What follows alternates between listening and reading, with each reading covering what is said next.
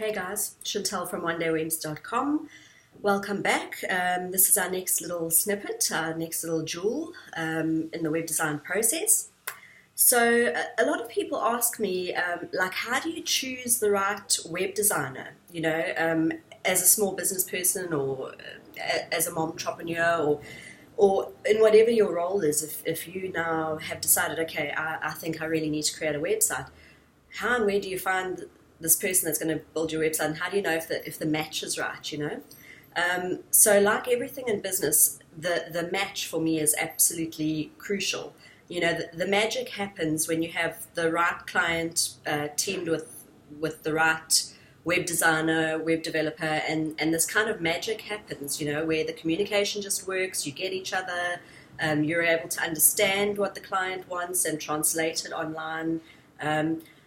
For me, I definitely would say go and have a look at that web designer or that web developer's portfolio.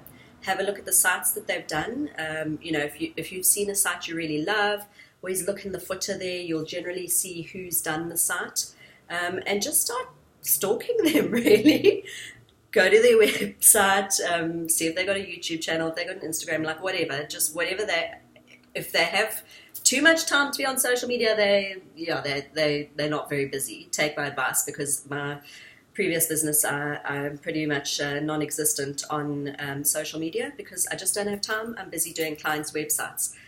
With One Day Webs, I'm hoping to choose to keep a day or two to myself to build my brand, to make time to do these kind of YouTube clips. So stalk them, see examples of their work, send an inquiry, have a look at their prices, or send a pricing inquiry.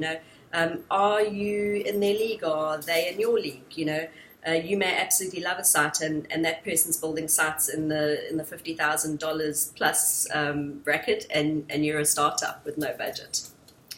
You might get really lucky if they love your idea and they decide to do a bit of pro bono or charity work.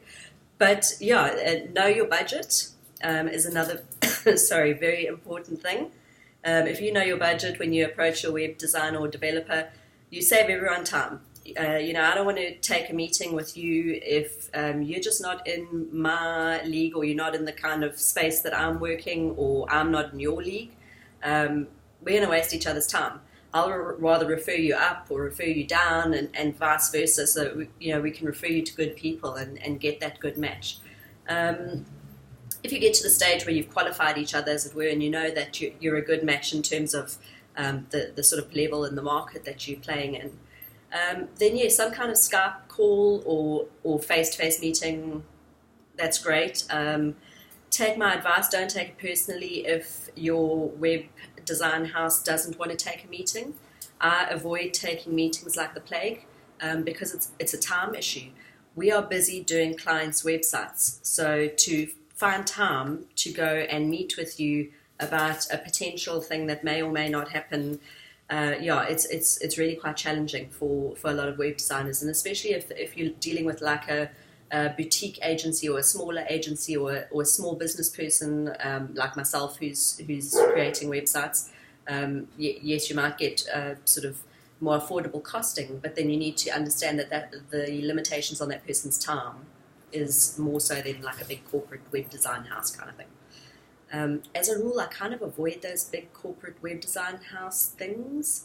I did as a business owner, and I don't like the model. I think that there's a lot of fact that needs to be worked in. So if you're wondering about that noise, this is the joys of being in South Africa. There are monkeys running on my ceiling, and you may hear my dogs barking at them. That's a lovely game that they play quite often. So you may hear that on a few of these YouTube clips. I don't live in an apartment block. I actually live in a home. But yes, there are actual monkeys running on the ceiling. So if you're from overseas, that probably sounds crazy. But go and Google what a monkey is. Those things are running on my roof right now. Okay, so back to websites. So you need, the fit needs to be right. The fit needs to be right in terms of the kind of websites they do. The fit needs to be right in terms of pricing. Are you in each other's price point? And the fit needs to be right in terms of personality. And then the final fit factor, it sounds quite salesy. The final fit factor is timelines. You may make an absolutely incredible connection with somebody, and they say, that client might say to me as a web designer, gosh, we need this thing live like within the next 2 weeks, and I know that it's going to take X many hours, and I just don't have that many hours available in that period. I would need to, unfortunately, say, I'm sorry, I have to pass on that opportunity. I would be able to accommodate you at this time. Do your due diligence and do your homework. Get referrals. Speak to other business people you know. Speak to your competitors. Find out who've done your competitors' websites. Referrals, word of mouth.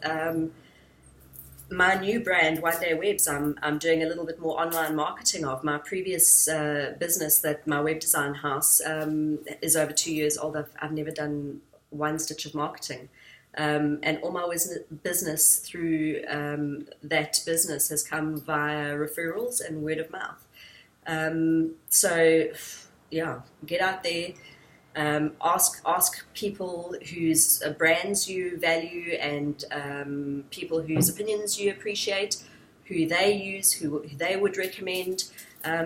Just gather, and then go and research those potential web designers and find a fit. If we can help you, I'm Chantel. I'm from onedaywebs.com. You can visit our site, find out a little bit more about what we do, and you can book us there if we can help you.